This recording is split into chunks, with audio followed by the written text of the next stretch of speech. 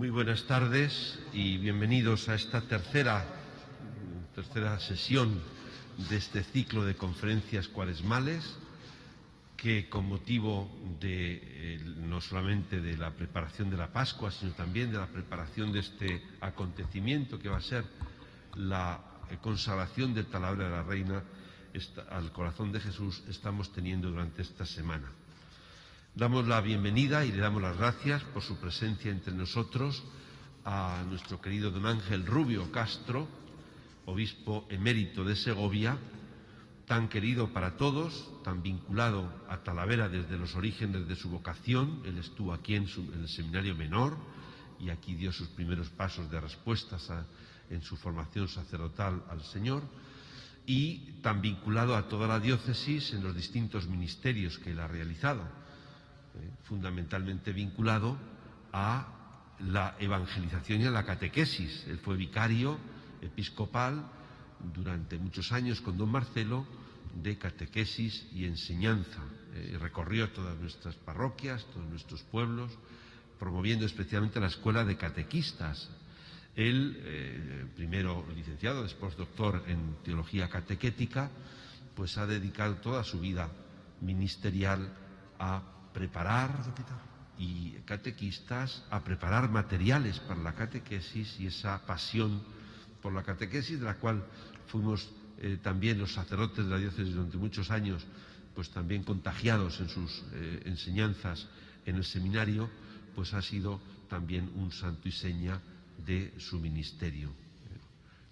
Ordenado obispo primero al servicio de nuestra diócesis de Toledo en diciembre del 2004, si no recuerdo mal, diciembre de 2004, ordenado obispo, primero auxiliar, y posteriormente obispo de Segovia hasta su jubilación. Y le agradecemos mucho que hoy nos vaya a hablar pues de lo que ha sido siempre su pasión, el anuncio del Evangelio, la evangelización, que brotan del corazón de Cristo. Para un cristiano, para un apóstol, para un evangelizador, nada puede brotar de otro lugar sino del conocimiento de Cristo Jesús, del amor que Él nos comunica y de la pasión porque ese amor sea conocido y amado por los demás.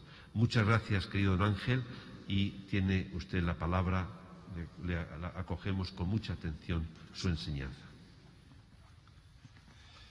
En el nombre del Padre y del Hijo y del Espíritu Santo. Sagrado Corazón de Jesús, esta jaculatoria que acabamos de pronunciar la aprendí en Talavera de la Reina a los 12 años, cantando en aquel seminario menor de San Joaquín, donde vine, y casi fue por primera vez donde empecé a conocer el corazón de Jesús. Con esta jaculatoria que cantábamos todos los viernes en el seminario. Sagrado corazón de Jesús, en vos confío.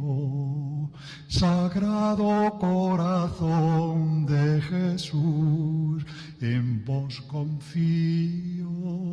Sagrado corazón de Jesús, en vos confío. En vos confío. En vos confío, en vos confío. 12 años, yo hoy 82.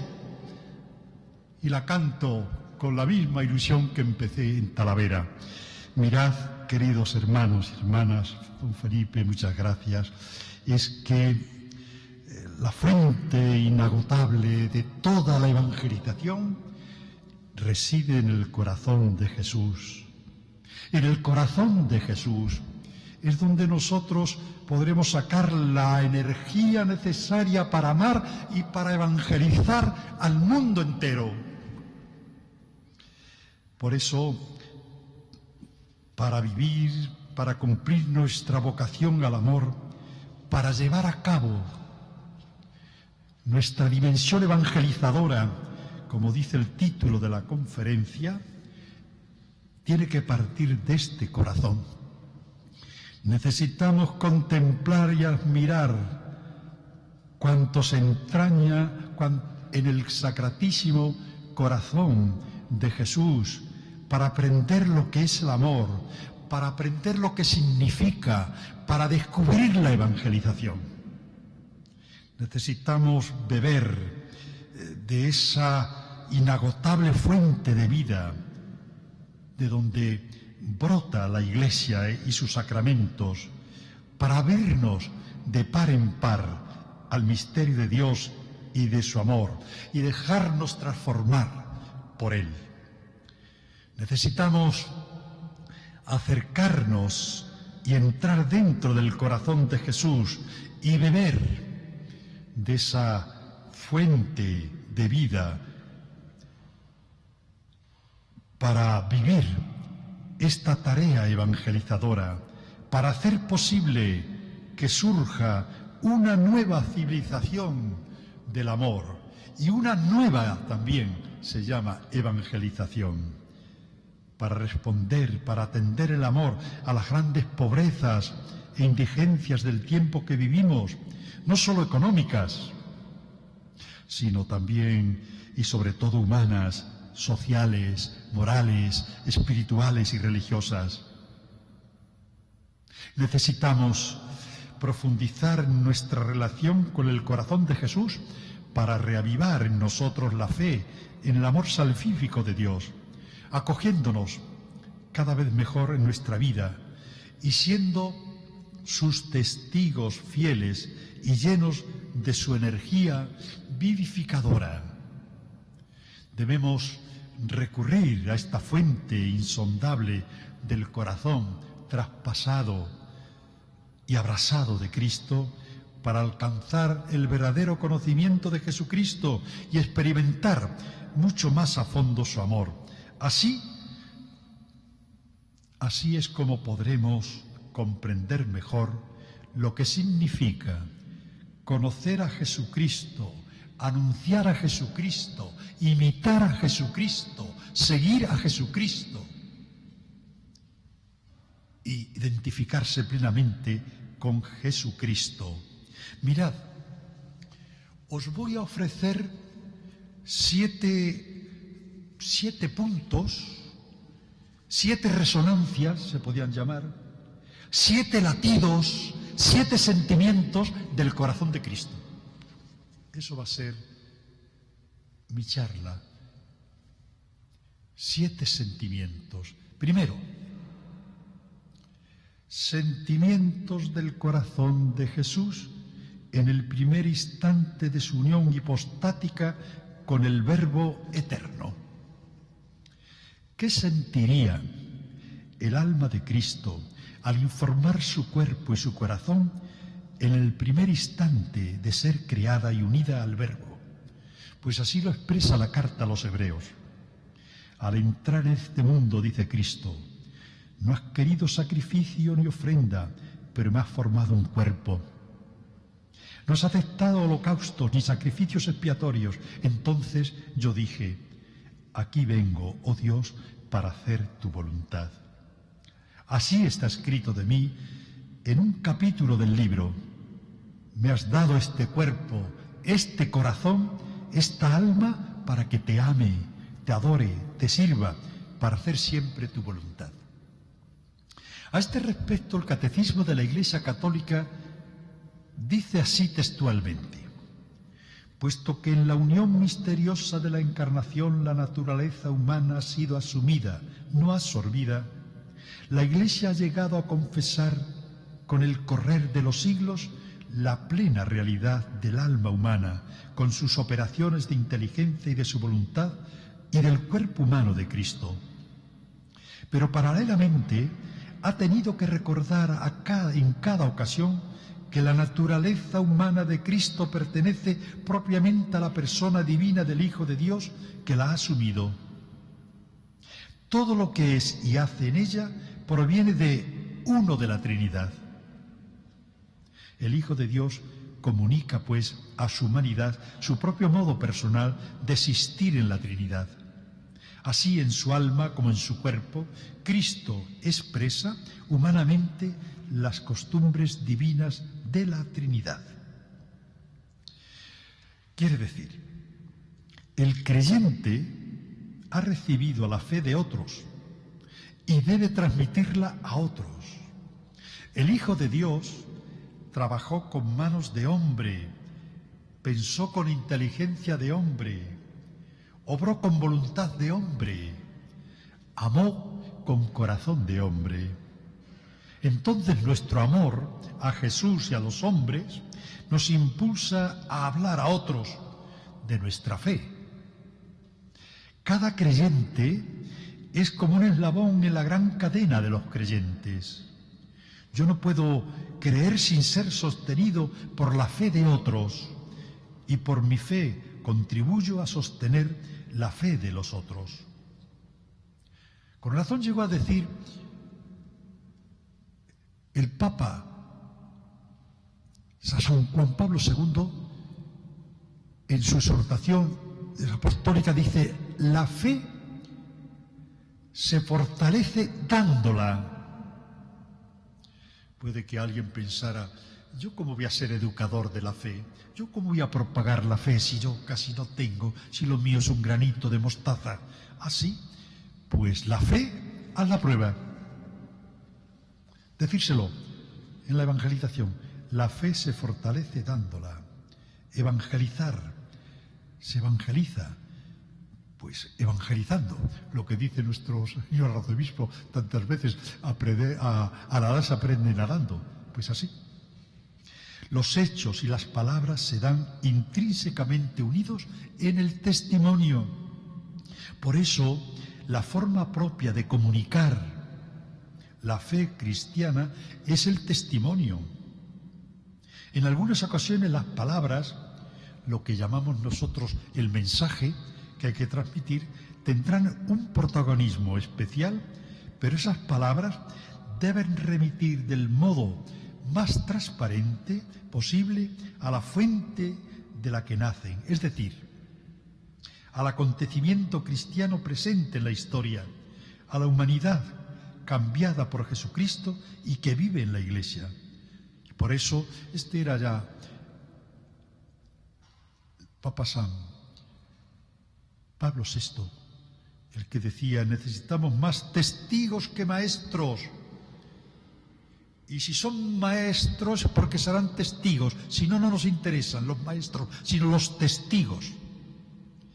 Porque las palabras deben remitir siempre a los hechos y explicar razonablemente sus implicaciones, ayudar a comprender su sentido, a profundizar en su densidad. Cuando nosotros transmitimos un mensaje en nuestra tarea evangelizadora, en cualquier circunstancia, a nivel de catequesis, a nivel de predicación, a nivel de una charla, conferencia, esta preocupación debe estar viva para que las palabras ayuden a una verdadera comunicación. No es tanto, por tanto, cuestión de una técnica, aunque este factor tiene su importancia, sino de vivacidad, de experiencia integral de la fe. Segundo, he dicho que iban a ser 7 sentimientos, 7 resonancias, 7 latidos del corazón de Cristo. Segundo, sentimientos del corazón de Jesús en su nacimiento en Belén. En el nacimiento de Jesús se siente el infinito amor de Dios a todos los hombres. Tanto amó Dios al mundo que le dio a su Hijo unigénito, y de tal manera se unió íntimamente a nuestra humanidad que quiso compartirla hasta hacerse entre los hombres uno de nosotros. En el niño de Belén, la pequeñez de Dios, hecho hombre, nos revela la grandeza del hombre y la belleza de nuestra dignidad de hijos de Dios, de hermanos de Jesús. Al contemplar a este niño vemos cuán grande es la confianza que Dios pone en cada uno de nosotros y cuán amplia es la posibilidad de que se nos brinda de hacer cosas hermosas y grandes en nuestra existencia, viviendo con Jesús y como Jesús. El Padre le dice: tú eres mi Hijo. El eterno hoy de Dios ha descendido en el hoy efímero del mundo, arrastrando nuestro hoy pasajero al hoy presente de Dios. Dios es tan grande que puede hacerse pequeño. Dios es tan poderoso que puede hacerse inerme y venir a nuestro encuentro como niño indefenso para que nosotros podamos amarlo. Dios es tan bueno que puede renunciar a su esplendor divino y descender a un establo para que podamos encontrarlo y de este modo su bondad nos toque, se nos comunique y continúe actuando a través de nosotros en las tareas evangelizadoras. Esto fue la Navidad. Tú eres mi Hijo, hoy yo te he engendrado. En aquel niño acostado en el pesebre, Dios muestra su gloria, la gloria del amor, que se da a sí mismo como don y se priva de toda grandeza para conducirnos por el camino del amor. La luz de Belén nunca se ha apagado, ha iluminado a hombres y mujeres a lo largo de los siglos, los ha envuelto en su luz. Donde ha brotado la fe en aquel niño, ha florecido también la caridad, la bondad hacia los demás, la atención solícita a los débiles y a los que sufren, la gracia del perdón. Desde Belén, una estela de luz, de amor y de verdad impregna todos los siglos. Si nosotros nos fijamos en los santos, que en San Pablo, en San Agustín, en San Francisco, Santo Domingo, en Santa Teresa de Calcuta, nosotros vemos esta corriente de bondad, este camino de luz que se inflama siempre de nuevo en el misterio de Belén, en el Dios que se ha hecho niño. Contra la violencia de este mundo, Dios opone en este niño su bondad y nos llama a seguir al niño. Contemplando, por tanto, estos sentimientos del corazón de Cristo en el nacimiento de Belén, nosotros recordamos que el misterio del hombre solo se esclarece a la luz del Verbo encarnado. Y esa luz tiene que ayudarnos a descubrir el corazón del hombre, su deseo de amor y felicidad, que solo en Dios tiene su cumplimiento definitivo. Por eso Jesucristo es el corazón por el que podemos llegar siempre al corazón del hombre, a sus gozos y a sus alegrías, a sus deseos y también al núcleo de sufrimiento íntimo. Por eso la evangelización, la tarea evangelizadora, tendrá siempre como meta la confesión de nuestra fe. Tercero, sentimientos del corazón de Jesús en su bautismo. Cuando Jesús empezaba a los 30 años, vino de Nazaret de Galilea al Jordán para ser bautizado por San Juan, que no quería bautizarle, diciendo: yo debo ser bautizado por ti, ¿y tú vienes a mí? Y Jesús le respondió: deja por ahora, porque así conviene que nosotros llenemos toda justicia. Y Jesús fue bautizado por Juan, y se abrieron los cielos al ser bautizado Cristo, y orando, y el Espíritu Santo bajó y se paró en especie corporal como de paloma sobre él. Y se oyó una voz del cielo que decía: tú eres mi Hijo, mi amado, en quien me he complacido. Pues, hermanos y hermanas, admiremos los afectos del corazón de Cristo en este paso mostrado por las palabras y las obras. Tenía 30 años Cristo, y la primera acción es de humildad, de humillación profundísima. Aprended de mí, que soy manso y humilde de corazón. Vemos cómo el Padre, con el Espíritu Santo, quiere honrar a su Hijo humillado en este paso para que se cumpla la sentencia: el que se humilla será ensalzado. Al orar Cristo y ser bautizado, confundido entre los pecadores, se abren los cielos y baja el Espíritu Santo en forma de paloma y se posa sobre Cristo para significar su pureza, su inocencia, la paz que traía al mundo. Y el Padre hace oír su voz diciéndole: tú eres mi Hijo, mi amado, en quien tengo mis complacencias. Si a nosotros, al demostrarnos una persona que nos ama, no le puede contener el corazón, ¿qué haría Cristo oyendo la voz de Dios? ¡Qué saltos de júbilo! ¿Cómo se lo agradecería y se ofrecería otra vez a su servicio y amor? Después el evangelista dice que sobre el Señor en oración se abrió el cielo. Jesús entra en contacto con su Padre y el cielo se abre sobre él. Como el cielo se abre también sobre nosotros en el sacramento del bautismo que todos ya hemos recibido. Cuando más vivimos este contacto con Jesús en la realidad de nuestro bautismo, tanto más el cielo se abre sobre nosotros. La vida cristiana que se comunica a través de un encuentro humano solo puede ser comprendida y apreciada y verificada en la comunidad de la Iglesia. Anunciar, evangelizar esa novedad humana de la fe implica señalar la comunidad que vive la fe con todos sus elementos. Significa invitar a participar en esa gran amistad que no nace de la simpatía humana, no nace de la carne ni de la sangre, sino de la presencia de Cristo que obra el misterio de la comunión.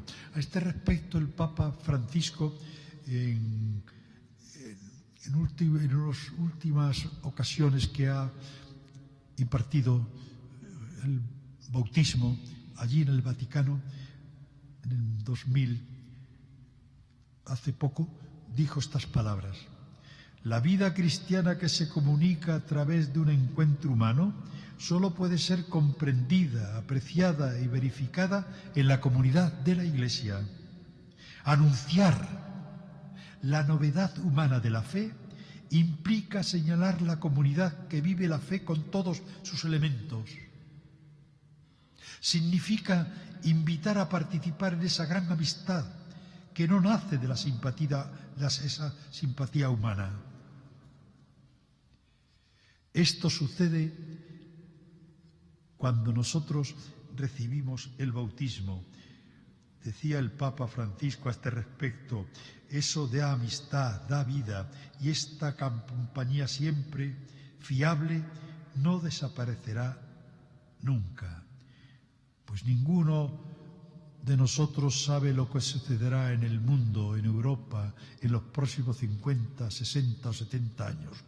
Como cada uno de nosotros no podíamos imaginarnos que hace 50 años, que yo estaba ya por Talavera, no podíamos imaginarnos nosotros la situación que nos está tocando vivir en estos momentos, en los que también nos toca evangelizar. Pero de una cosa estamos seguros: la familia de Dios siempre estará presente, y los que pertenecen a esta familia nunca estarán solos.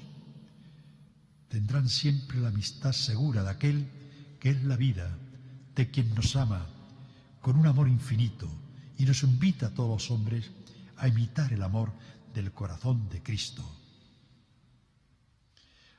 Aquí es donde nació nuestra vocación evangelizadora, el día de nuestro bautismo. Nunca habrá evangelización posible sin la acción del Espíritu Santo, recibido en el bautismo, y de forma singular, decimos, cuando se administra el sacramento de la confirmación, la tercera persona de la Santísima Trinidad. Cuenta el libro de los Hechos de los Apóstoles que ellos recibieron la gracia de ser bautizados siendo incorporados 3.000 personas, incorporados ante aquella tarea de anuncio del Evangelio. Y cada día el Señor está agregando en su iglesia con nuestra predicación, con nuestra evangelización. Es que la iglesia está llamada a continuar y a prolongar la acción evangelizadora de Jesucristo, principalmente por el testimonio. Por eso su misión hacia afuera le exige una continua conversión. Ella misma tiene necesidad de ser evangelizada si quiere conservar su frescor, su impulso y su fuerza para anunciar el Evangelio. Por eso, la llamada de toda esta cuaresma y de todas las cuaresmas, estamos ya en la segunda semana terminándola, es llamada a la conversión. Y la tarea evangelizadora es llamar a la conversión, que es siempre permanente, que no se acaba nunca, que no termina.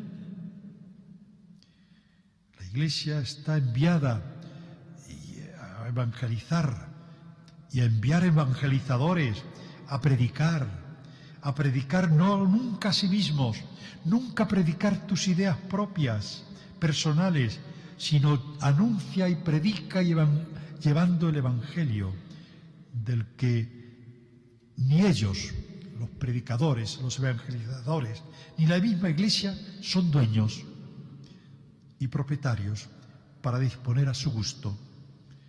Somos todos servidores para transmitirlo con suma fidelidad. Quienes acogen con sinceridad la buena nueva por la fe, entran a formar parte de la Iglesia. Se reúnen en el nombre de Jesús para buscar juntos el reino, construirlo, vivirlo. Construyen una comunidad que es a la vez evangelizadora, siempre debe ser evangelizadora. La actividad que cada miembro representa algo importante para el conjunto.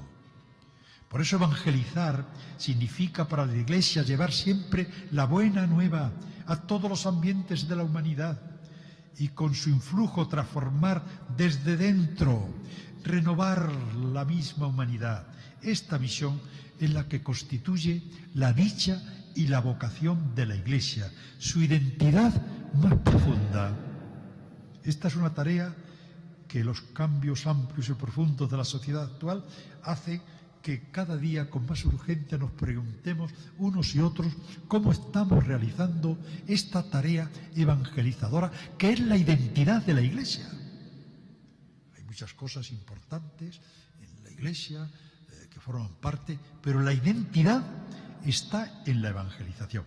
Cuarto, sentimientos del corazón de Jesús en las bodas de Caná. Pues fue el primer milagro, el primer signo de Jesús. En aquel tiempo todavía no había llegado la hora del matrimonio modelo de Jesús con la Iglesia en el Calvario, cuando como esposo ideal dio la vida por ella. Por eso Jesús le contestó: mujer, déjame, todavía no ha llegado mi hora.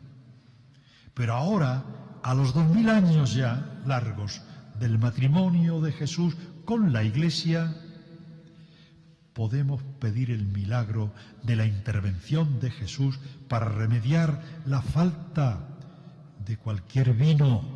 Hay mucha escasez de este vino evangelizador en nuestro mundo, y la solución es el ejemplo del amor sublime de Cristo a su Iglesia. Los asistentes al milagro de Caná dijeron a Jesús: tú has guardado el vino bueno hasta ahora. Jesús hace el milagro de santificar y elevar a fuente de gracia y santidad el amor entre un hombre y una mujer. El amor cristiano es superior al mero amor humano y funciona cuando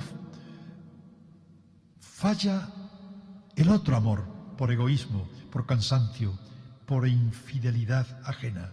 Jesús añade el amor al otro como a uno mismo y sobre todo el amor al otro como Él nos amó, hasta dar la vida.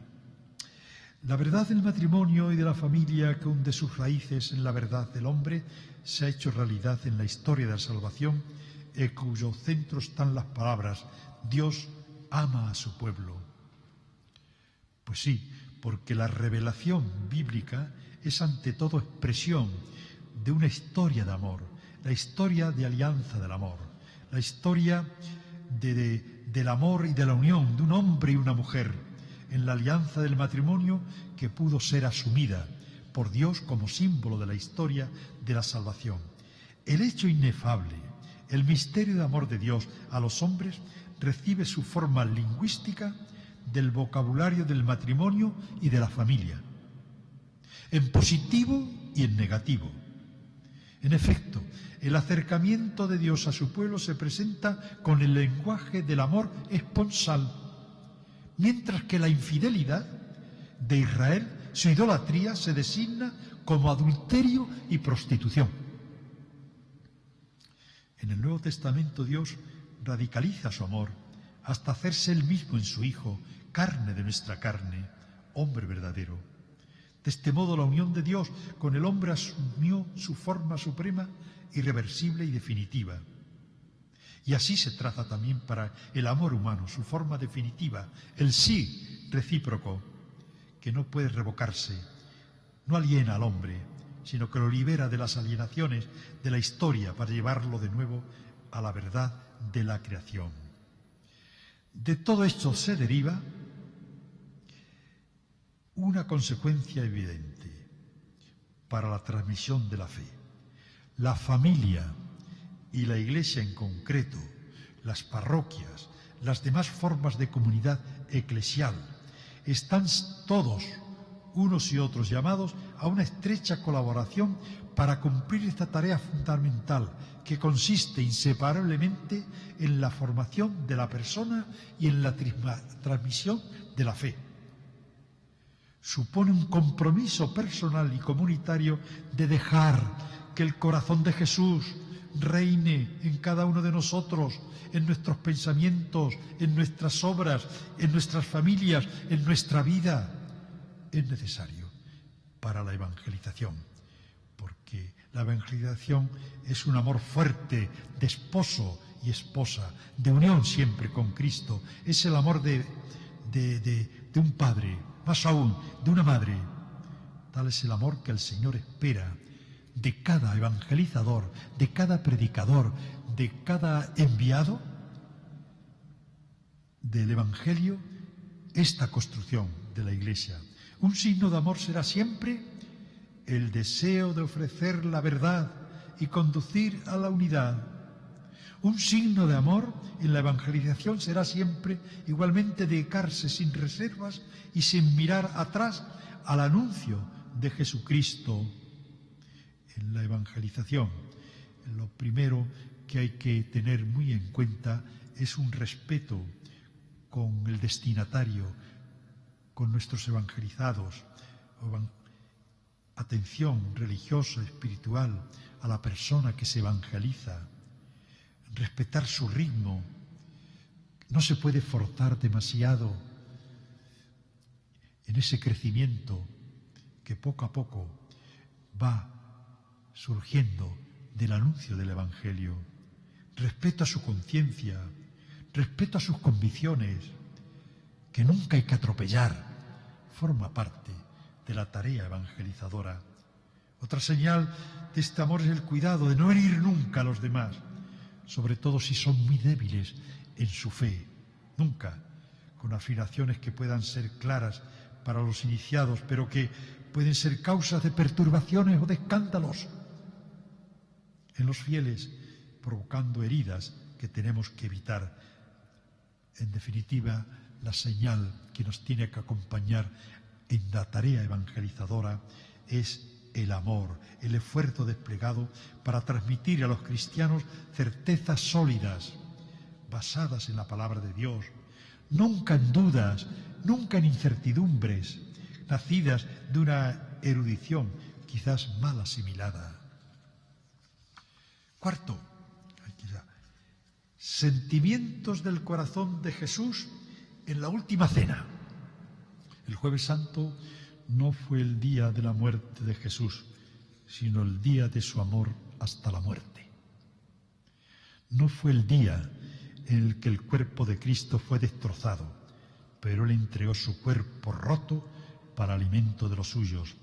No fue el día en que derramó su sangre, pero Él ya dio de beber para alegrar el corazón. Es el día del amor más grande. Es el día del amor fraterno, porque empezamos a ser todos hermanos de verdad. Es el día del nacimiento de la fraternidad, desde que Cristo nos unió en su cuerpo, en su sangre y en su corazón. Por eso, antes de que Judas empezara a negociar con la sangre de Jesús, Él ya la había entregado. Antes de que Judas le entregara con un beso, Jesús ya se había entregado en una lluvia de besos. No es la maldad de los hombres la que provoca la misericordia de Dios. Él siempre se anticipa, Él siempre ama primero. No es lo primero el pecado, lo primero es el amor. Fue el amor el que forzó a Dios a entregar a su Hijo, aunque fuera el pecado el que le llevó a la cruz. En la última cena se expresan los sentimientos más profundos, los deseos más grandes de su corazón, pero las palabras se quedan siempre cortas. Por eso aquellos gestos del pan partido, de la copa rebosante, es el signo más grande de su amor. Habiendo amado a los suyos que estaban en el mundo, los amó hasta el extremo. Y este amor de Dios es el que posibilita también el nuestro. Nadie aprende a amar si no ha sido antes generosamente amado. El verdadero amor no es una lección que esté en los libros, es un don que se va entrañando progresivamente en nuestra naturaleza. Si podemos amar es porque una chispita de la hoguera de Dios ha prendido en nuestro corazón. Oblativamente Jesús es el primero en el don, en la entrega. Nos entregó cuanto tenía. Bienes materiales, ninguno. Pero nos entregó su palabra, semilla de vida eterna, para que la guardemos, para que la comuniquemos, para que la anunciemos. Nos entregó la fuerza de su Espíritu para que Él ponga las palabras más oportunas en nuestra boca. Nos entregó su cuerpo y su sangre, la vida eterna. En la Eucaristía Él se entregó primero. Pues bien, la fe es que empieza en cada corazón, especialmente cuando es capaz de darse y entregarse a cada prójimo. Así es como nosotros seremos verdaderos evangelizadores. Así es como nosotros podremos tomar parte en esta tarea de la evangelización. Sexto, sentimientos del corazón de Jesús en la cruz. Jesús está ya muerto y para cerciorarse el centurión ordena que le den una lanzada mortal. Lo hace el soldado cumpliendo la orden y atraviesa el costado de Jesús de abajo arriba y desde el lado derecho hasta el izquierdo. Así se abrió el corazón de Jesús. Los soldados romanos conocían muy bien este golpe y se entrenaban para ello. El corazón no está tan claramente en el lado izquierdo como se suele creer y se le alcanzaba mediante una trayectoria cruzada. Por eso, del lado izquierdo al derecho para no tropezar, diríamos, con los huesos del tórax. Hasta ahí. Verán al que traspasaron. Y al instante dice que salió sangre y agua. Es una circunstancia realmente misteriosa. Sangre y agua. Digo que es misteriosa porque ya estaba muerto. No, creo equivocarme en la conclusión. No debía sangrar porque estaba muerto. Su sacratísimo corazón, ya detenido, no podía bombear el precioso líquido redentor. Pero además salió agua. Sangre y agua. No dice nada más el evangelista, sino que da fe de ello, para que también nosotros creamos. Se le atribuye a este agua el valor simbólico de la gracia que emana del corazón de Jesús. Sangre y agua en el que se nos da en el bautismo, la sangre en la Eucaristía. Para nosotros este es el punto de partida de lo que bastantes siglos más tarde revelará el propio Cristo a Santa Margarita, mostrándole este corazón traspasado por la lanza del soldado y que ofrece a los hombres de nuestro tiempo como un objeto adorable. San Juan Pablo II llegó a escribir estas palabras refiriéndose a la invocación litánica del corazón de Jesús, esperanza de los que en ti mueren.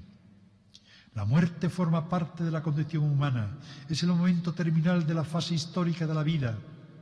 En la concepción cristiana la muerte es un paso de la luz creada a la luz increada, de la vida temporal a la vida eterna. Ahora bien, si el corazón de Cristo es la fuente de la que el cristiano recibe luz y energía para vivir como hijo de Dios, ¿a qué otra fuente se dirigirá para sacar la fuerza necesaria para morir de modo coherente con su fe que predica y que vive? Corazón de Jesús, esperanza de los que en ti mueren. Pero conviene que no nos tengamos un momento en esta pregunta. ¿Qué significa morir en Cristo? Pues significa ante todo leer el evento desgarrador y misterioso de la muerte a la luz de la enseñanza del Hijo de Dios y verlo por ello como el momento de la partida hacia la casa del Padre, donde Jesús, pasando también Él a través de la muerte, ha ido a prepararnos un lugar. Es decir, significa creer que a pesar de la destrucción de nuestro cuerpo, la muerte es premisa de vida y de fruto abundante. No estamos condenados a morir, estamos condenados a vivir, a resucitar. Y séptimo sentimiento, resonancia, latido, sentimiento del corazón de Jesús en la resurrección. A Tomás el apóstol incrédulo y luego creyente le dijo Jesús resucitado: trae tu dedo, aquí tienes mis manos, trae tu mano y métela en mi costado. Santo Tomás de Aquino da 4 razones, muy breves, del sorprendente hecho de la conservación de las llagas de Cristo resucitado.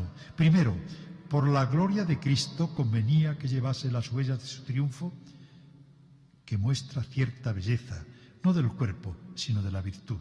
Segundo, para confirmar a los discípulos. Tercero, para mostrar eternamente al Padre en sus ruegos por nosotros qué género de muerte sufrió por nosotros. Cuarto, para mostrar la misericordia. Otra razón es mostrar más profundamente la divinidad. El corazón abierto de Cristo nos muestra el corazón de Dios, es decir, que no es solamente un ser inteligentísimo y omnipotente, sino que también posee una afectividad y unos sentimientos perfectísimos. Tomás reconoció a Jesús como Señor y Dios cuando puso la mano en la herida de su costado. No es de extrañar que entre los santos muchos hayan encontrado en el corazón de Jesús la expresión más conmovedora de este misterio de amor. Voy terminando con un pensamiento de San Enrique de Osó, fundador de las Teresianas. Dice así: pensar como Cristo Jesús, como un programa de el evangelizador. Pensar como Cristo Jesús, sentir como Cristo Jesús, amar como Cristo Jesús, conversar como Cristo Jesús, hablar como Cristo Jesús, conformar en una palabra toda nuestra vida con la de Cristo, revestirnos de Cristo Jesús. He aquí el único negocio y ocupación esencial, primera de todo cristiano, porque cristiano quiere decir alter Christus, otro Cristo. Y nadie puede salvarse si no fuera hallado conforme con la imagen de Cristo. Mas para conformarnos con la vida de Cristo Jesús es ante todo menester estudiarla, saberla, meditarla, y no solo en su corteza exterior, sino entrando en los sentimientos, afectos, deseos, intenciones del corazón de Cristo Jesús, para hacerlo todo en una unión perfecta con Él. Es lo de San Pablo, es que ya no soy yo, que no soy yo, es Cristo el que vive en mí. Pues termino resonando esta expresión de San Juan Pablo II, cuando decía que junto al corazón de Cristo, el corazón humano aprende a conocer el auténtico y único sentido de la vida y de su propio destino, a comprender el valor de una vida auténticamente cristiana y permanecer alejado de ciertas perversiones del corazón, a unir el amor filial a Dios con el amor al prójimo. De este modo, y esta es la verdadera reparación exigida por el corazón del Salvador sobre las ruinas acumuladas por el odio y la violencia, podrá edificarse la civilización del corazón de Jesús. ¿Y la evangelización cómo se termina? Pues el corazón de Jesús es el que nos abre a la misión. El corazón de Jesús es el que nos envía a ser evangelizadores. Es el que nos hace ser misioneros, todos y donde estemos. Para la evangelización de hoy es necesario que el corazón de Cristo sea reconocido como el corazón de la Iglesia. Por eso he tenido este trasfondo, estas resonancias que tienen que repercutir en nuestra vida evangelizadora. Es Él quien atrae los corazones puros y a los hambrientos de justicia, a los caminos del amor, que no son otros que el camino de las bienaventuranzas. Es Él quien realiza la comunión ardiente de los miembros del único cuerpo. Es Él quien permite adherirse a la buena nueva y acoger las promesas de la vida eterna anunciadas en la evangelización. Es Él el que nos envía a todos a misionar y a evangelizar. Él, abandonándonos todos en su corazón, al entregarnos y confiarnos en ese sacratísimo corazón, ensancha nuestro corazón, el corazón de todo hombre, hasta estas dimensiones del mundo donde Él nos dejó para siempre. Ir a evangelizar al mundo entero. Pues necesitamos, queridos hermanos y hermanas, necesitamos abrirnos al corazón de Cristo, fuente inagotable, de donde brota la Iglesia, de donde emana la fuente de la gracia, de los sacramentos, la devoción y consagración que se prepara con estas charlas al corazón de Cristo aquí en esta ciudad de Talavera de la Reina. Tiene que ser fuente inagotable donde brota la Iglesia, de donde emana la fuente de la gracia y de los sacramentos. La devoción y consagración al Sagrado Corazón nos conduce a la Iglesia, nos lleva a los sacramentos, nos pone ante la palabra de Dios que ha de alimentar nuestras vidas, nos lleva a la oración filial que con corazón de hijo se dirige al Padre de la misericordia y Dios de toda consolación. Termino con una frase que podría resumir toda la tarea evangelizadora que pronunció, que escribió el Papa Pablo VI, ya San Pablo VI, en la exhortación Evangelii Nunciandi. Dice así textualmente: no hay evangelización verdadera mientras no se anuncie el nombre, la doctrina, la vida, las promesas, el reino, el misterio de Jesús de Nazaret, el Hijo de Dios. Amén. Sagrado Corazón de Jesús, pues la Virgen, Nuestra Señora del Prado llamada, también la Virgen, nosotros en esta vocación que tenemos, estrella de la nueva evangelización, que ruegue por nosotros. Dios te salve María, llena eres de gracia, el Señor es contigo, bendita tú eres entre todas las mujeres, y bendito es el fruto de tu vientre, Jesús. Santa María, Madre de Dios, ruega por nosotros, pecadores, ahora y en la hora de nuestra muerte. Amén. Pues feliz noche, feliz preparación para esta consagración en la que espero que nos veamos y recordemos algunos de estos sentimientos y resonancias del corazón de Cristo que os he podido ofreceros en esta tarde y en esta noche. Que así sea.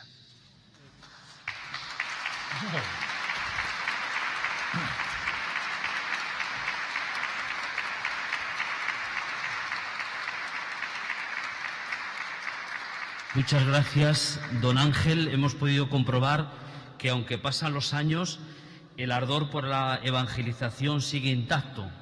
Cuando nos daba clases de catequética en el seminario, veíamos y notábamos cómo le salía del alma la frase del apóstol San Pablo: «Ay de mí si no evangelizara». Y hemos comprobado el fuego que está en él, el afán por la evangelización, que es un deber y que no es una opción. Esto nos lo repetía muchas veces.